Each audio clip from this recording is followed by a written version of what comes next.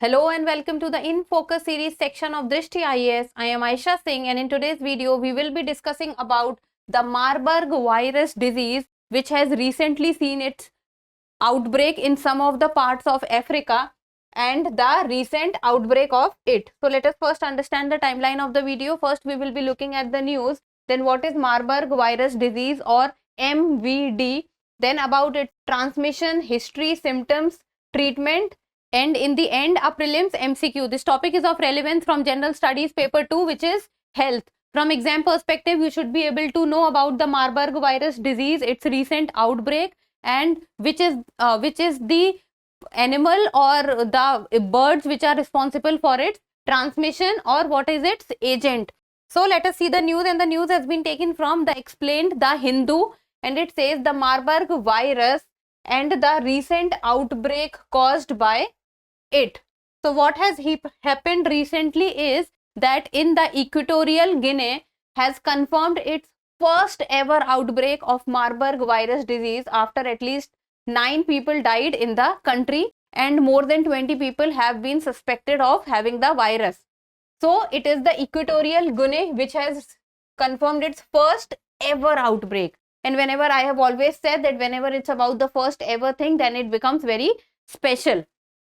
And in preliminary test turned out to be positive for the deadly disease which is similar to Ebola. So it has been said that this Marburg virus is very similar to Ebola virus. So first let us look at the location of Equatorial Guinea in world map. So Equatorial Guinea is a country in the African continent and it shares its border with the Atlantic Sea. So this is the Equatorial Guinea. So it is in the African continent and is on the western part of Africa, and it shares its border with Atlantic Ocean. And this has recorded its first ever Marburg virus outbreak. So now let us know about the Marburg virus disease. So what is Marburg virus disease? So it causes severe illness that causes viral hemorrhagic fever. So Marburg virus, see, first of all it is a viral disease, and so the mode or the agent is virus, and this virus causes severe illness in which the high hemorrhagic fever is very common. So both Marburg and Ebola viruses, as I've told you in the previous slide, that Marburg virus and Ebola virus are very similar to each other. So both of them belong to the Filoviridae family. So the Marburg virus belongs to which family? The virus belongs to the Filoviridae family, and the disease caused by the two present clinical similarities. So if it is said that which is the virus to which Marburg virus is similar to, then the answer could be Ebola virus. And it belongs to which family? It belongs to the Filoviridae family, and it causes very high hemorrhagic fever, and it is a viral disease. Now let us talk about the transmission, how it is transmitted from one place to another place, or what is the mode of transmission, or what is the agent of transmission. So it is caused by Rosetus aegypticus, which is a fruit bat of the Pteridopodiae family, which is considered to be natural host of the Marburg virus. Okay, this line is very important and you have to remember these facts, that first and foremost is who is the host of Marburg virus. So it is fruit bats. First fact that you have to remember. And which is this fruit bat? You also have to remember is Rosetus aegypticus. So this is the second fact that you have to remember. Third is the Marburg virus or the fruit bat belongs to which family? Then it belongs to Pteridopodiae family. So this is the third fact that you have to remember. First is the host is a fruit bat. Second is it belongs to Rosetus aegypticus. Third is it belongs to which family, which is the Pteridopodidae family. Then it is transmitted to people from fruit bat and spreads among humans through human to human transmission. Second, you have to remember that it is zoonotic in nature, that yes, it can be transferred to people. It means from bats the virus can be transferred to people, and then it can also be transferred through human to human transmission, and this human to human transmission can take place through direct contact with the blood, then organs or other bodily fluids of infected people. Then third is with surfaces and materials contaminated with these fluids. So this tells us that the Marburg virus is contagious in nature, and one has to prevent itself or herself or himself from being in contact with this virus. Now let us know about the history of this virus. That is this the first time that we are hearing about the Marburg virus, or before also this virus has been in news? So the African green monkeys imported from Uganda were the source of the first human infection. So the first human infection of the Marburg virus was from green monkeys, which was imported from Uganda. So Uganda is also a country in the African continent, and it was first detected in 1967 after simultaneous outbreaks in Marburg and Frankfurt in Germany. So Marburg is a place in Germany where it was first detected. So, and the name of the Marburg virus was also kept on this place, and then it was found in Belgrade, Serbia. So these were few of the examples of it, how it was detected for the very first time. Then the disease has an average fatality rate of around 50%, which is very high. So imagine if there are 100 people who are infected by the Marburg virus, so out of those 100 people, there are high chances that 50 of the people might be casualties. Then it can be as low as 24% or as high as 88%, depending on virus strain and case management. So the Marburg virus can be very deadly in nature because of the rate of fatality, which is around 50%. Now let us know about the symptoms. So the earlier slide was very important. You have to know which is the natural agent or host of the Marburg virus, which is bats.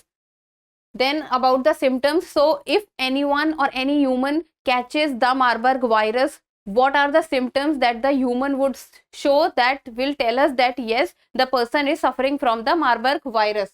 So that is, first and foremost, is the high fever, very high fever, muscle ache and severe headache.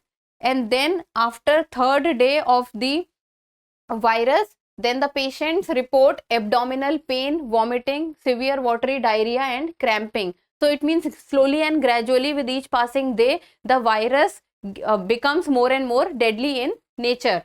Then between days 5 to 7, patients report bleeding from nose, gums and blood appearing in vomits and fecus. So if you will see, in the starting it was about fever, then after the third day it becomes more deadly, and then between the 5 and 7 days it becomes even more deadly.